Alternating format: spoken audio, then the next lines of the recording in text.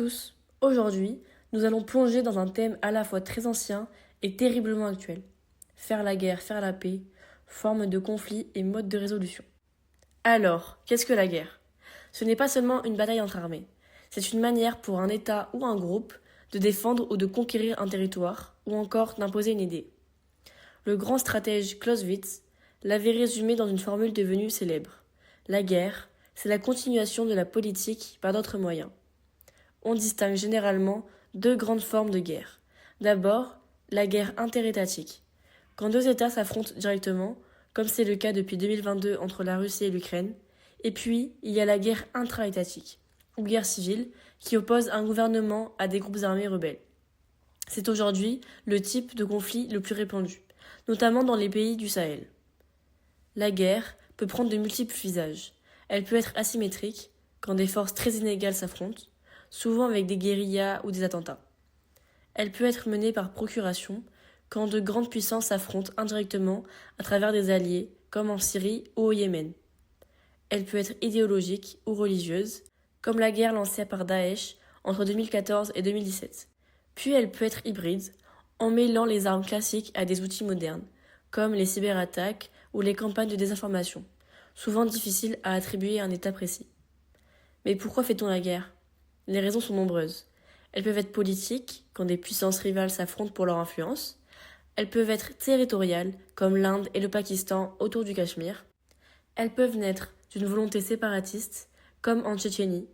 Elles sont parfois économiques, liées au contrôle de ressources stratégiques, comme le pétrole ou les minerais.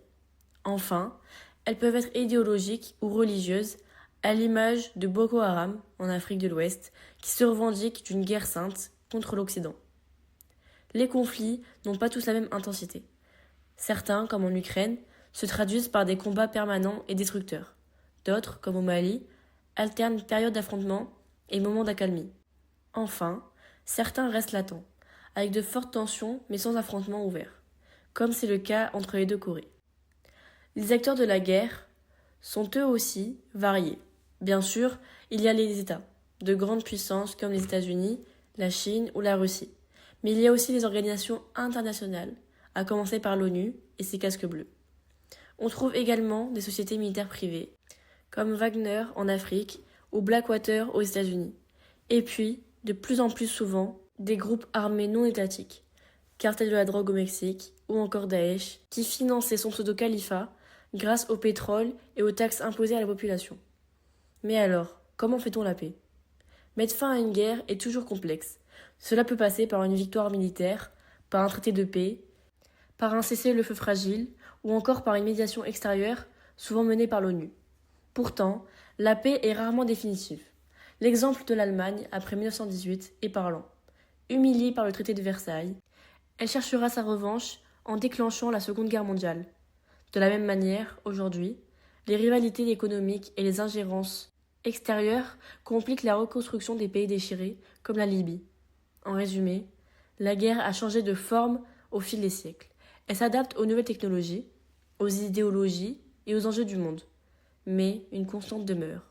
Il est toujours plus facile de déclencher un conflit que de construire une paix durable.